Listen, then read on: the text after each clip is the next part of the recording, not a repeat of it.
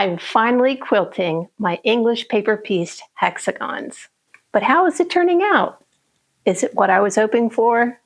In this video, I'm going to go through the last few decisions I made before I started quilting. That includes choosing the backing, choosing the batting, and choosing thread colors. So let's see what happens.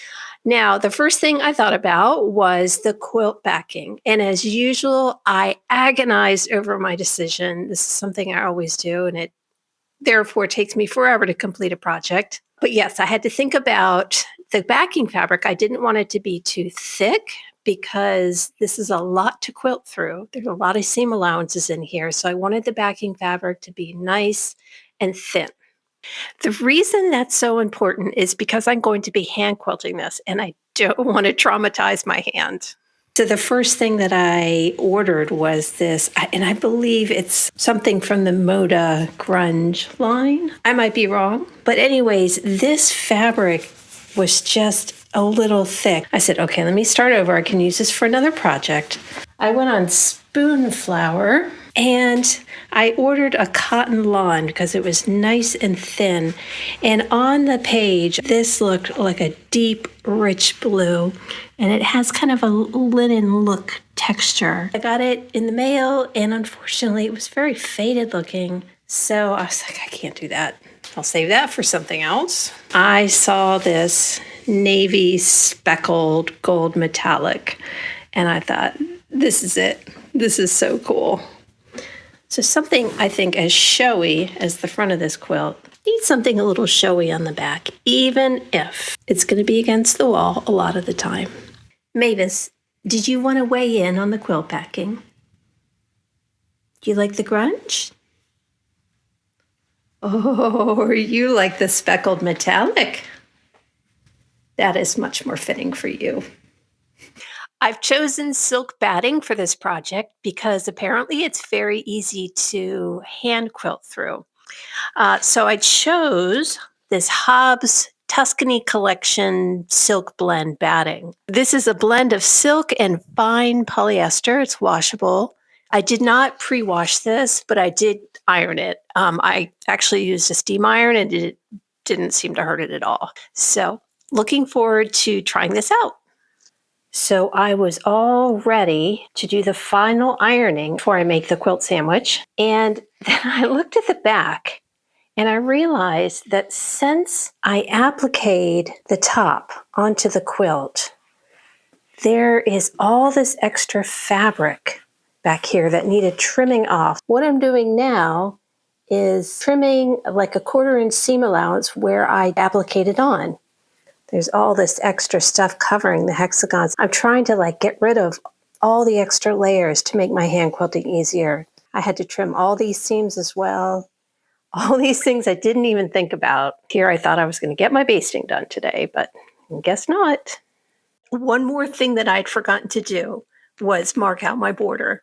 So quickly I got my ruler, measured out something, and marked it up with a white pencil. You'd think I would have thought of this before. But honestly, I was just using scrap pieces of fabric from my sashiko projects, and I just sewed on what I had and decided I would figure it out later. And later is now. I'm just going to use this all-purpose white thread. I think that'll show up best on all those colors on my quilt. I want to try these basting needles. I'm a little concerned though because the needle seems really thick. I just don't want it to punch a big hole in the quilt top. I also got these quilter's basting needles, size 7. Somewhere amongst all these needles, I'll find the thing that works. Hi, it's time to vase the quilt.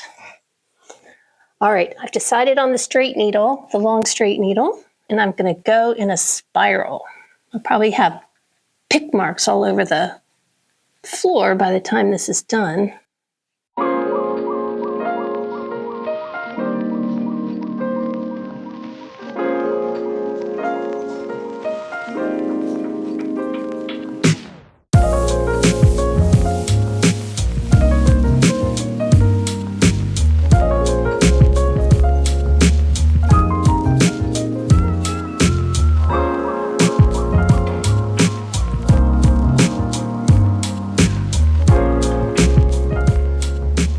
Okay, so the first thing I need to do is to find the exact center of this hexagon. It's just about almost 13 inches.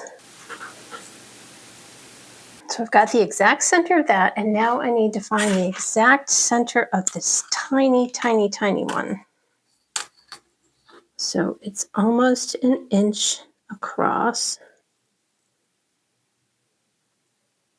And what I'm going to do is I'm going to have this on top of the fabric, and I'm going to line up my dots. So that's centered within that one. My thread has finally arrived. This is 40 weight Aurifil, and it's time for me to make some decisions about which colors will be included in the quilting.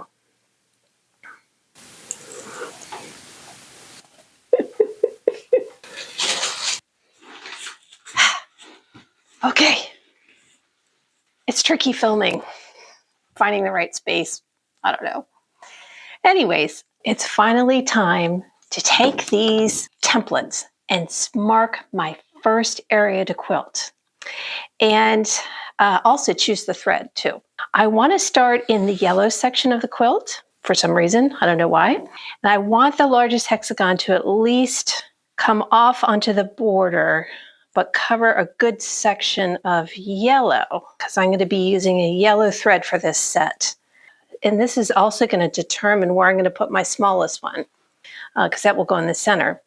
Remember that I did put a dot in the very center of the largest and the smallest hexagon.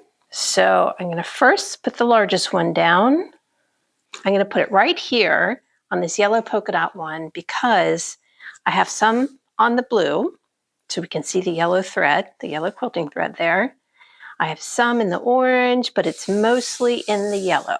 So I'm going to take off the big one, and I'm going to put the tiniest one here.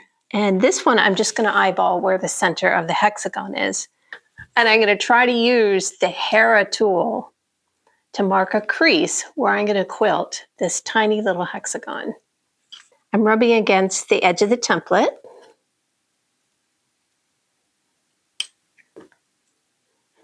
I'm holding it down with dear life. Now, I was hoping this would work. We'll see if it works. Yeah, I can see the creases. So this is where I'm going to start quilting. Oh, and I have to find the thread first, obviously. So I've got my thread supply here.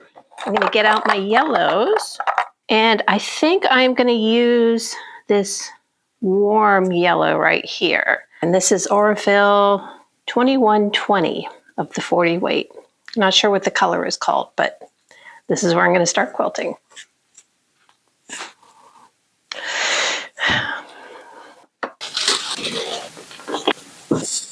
Okay, it turns out the Hera tool is working for marking the quilt. However, I need very, very good lighting.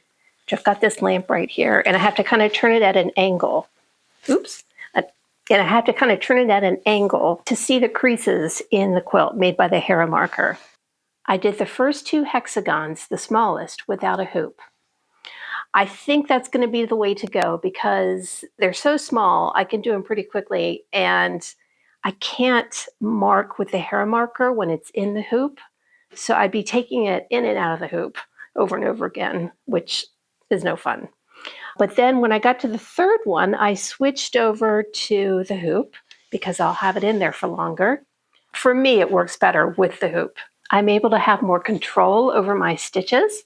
In general, though, I'm really pleased with how this is turning out. The thread is perfect. The last project I did was Aurifil 12 weight, and this is Aurifil 40, and it's so smooth and easy to quilt with. And my silk batting, I don't think I'm going to go back to any other type of batting, because it is so easy to quilt through. I love it. And it's so much better for my hands not to be fighting through a thick layer of batting. So far, so good. I'm hoping it continues like this. I'm really happy that you can see the quilting, but it doesn't jump out over the design of the hexagons themselves. It's going to take me a long time to do this, but I am pleased with how it's going. So here is a quick hack for using the Hera tool to mark while you're quilting in a hoop. All you need to do is find something firm and round that fits within the diameter of the quilt hoop. Here I've got a 10-inch cake pan that unfortunately is gathering dust. Just slip it under the hoop when you're ready to mark your next segment. Then you have a nice firm surface to press against. I'm able to use this for my first 6 hexagons. So here I am, it's still in the hoop, which is convenient. I can mark it. So I can do that for the first 6 and leave it in that long. Then when I move on to the last 3, I'll have to take it out and do it against the table because they're too big for the cake pan. Hope you can find that hack useful at some point. So the quilting journey has finally begun, and I'm so glad to be at this point. It's probably going to take me another 3 months or so to finish quilting this, but I'll enjoy every step of the way, listening to audiobooks or listening to the TV or just hanging out with people. And if you've ever hand quilted an English paper piece hexagon quilt, let me know in the comments how it went for you.